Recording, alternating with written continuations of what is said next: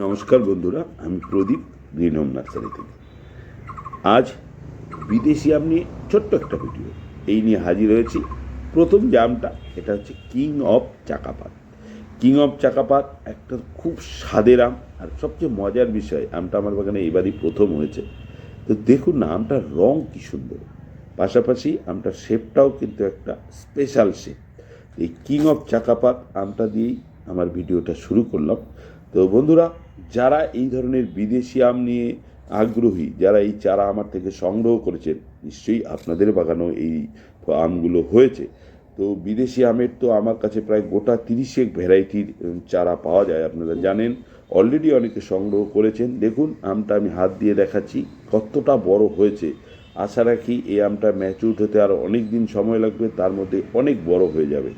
এটা হচ্ছে মিয়াজাকি।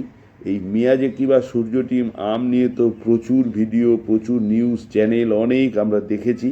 তো আমার বাগানেও মিয়াজাকি, এটা ব্রুনাই কিং।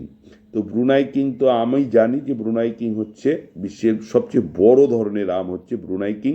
তো এটা নিয়ে একটা কনফিউশন আছে। এটা আমরা বাংলাদেশে দেখতে পাই 4 কেজি ম্যাঙ্গো, অর্থাৎ 4 কেজি ম্যাঙ্গো আর ব্রুনাই কিংটা আমার একটা মনে হয় যেন একই ধরনের আম। যাই হোক, তাছাড়া বাড়ি ফোর, রেড পালমার, কিউজাই, তারপর আপনার রেড আইভরি, নাম ডকমাই, এই ধরনের হানিডিউ, অনেক আম, বিদেশি আম 2-4-5টা করে আমার বাগানে এবার হয়েছে টবে।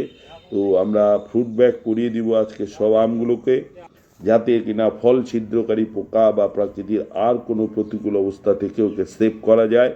কারণ এত গরম, বৃষ্টি নেই, এই প্রতিকূল পরিস্থিতিতে অনেক প্রতিকূলতার মধ্য দিয়ে 3-4বার করে স্নান করিয়ে আমরা লাস্ট কিছু আম এখনও অবধি রাখতে পেরেছি। ফুড ব্যাগ দিয়ে আমগুলোকে আরও সংরক্ষিত করে রাখার চেষ্টা, তার জন্যই আজকে একটা লাস্ট পুরো গাছ এই বিদেশি আমগুলোর একটা ভিডিও করে নিলাম।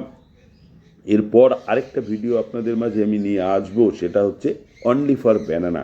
এবার ব্যানানার একটা স্পেশাল ড্রাম গামলায় লাগিয়ে একটা ব্যানানার বাগান তৈরি করেছি।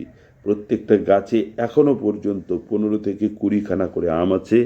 সেই গাছগুলো অবশ্য প্রত্যেকটাই সেলের জন্য আছে, অলরেডি আমি আম সহ এই গাছগুলো সেল করে দিব। তো যাই হোক বন্ধুরা, যাদের আম নিয়ে খুব আগ্রহ, ছাদ বাগানে একটা আম করবেন বা বিদেশি ভ্যারাইটির আম করবেন, গ্রিন হোম নার্সারিতে চলে আসবেন। যদি কোনো সংশয় থাকে যে সত্যি হয় কি না, চলে আসুন, নিজে চোখে পরখ করে দেখে যান যে যত্ন করলে এই সব গাছের চারা আপনাকে নিরাশ করবে না। মাটিতে লাগালে তো এর বিকল্প নেই।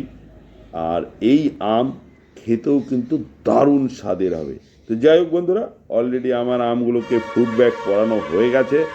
আজ আর ভিডিওটা বেশি দীর্ঘায়িত করছি না।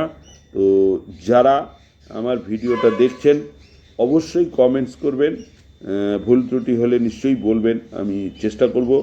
আর নেক্সট আরও নতুন নতুন এই ফলের ভিডিও নিয়ে আসব। দেখতে হলে অবশ্যই চ্যানেল সাবস্ক্রাইব করে নেবেন। আমি আপনাদের মাঝে আরও নতুন নতুন ভিডিও নিয়ে নেক্সট আসবো। যদিও সময়ের অভাবে হয়তো আমি সবসময় রেগুলার ভিডিও করতে পারি না, এর জন্য ক্ষমা করবেন। তো অনেক দিন পর আজকে যেমন আমি ফল আম নিয়ে একটা ভিডিও করলাম। সবাই ভালো থাকবেন। আজকের মতো এই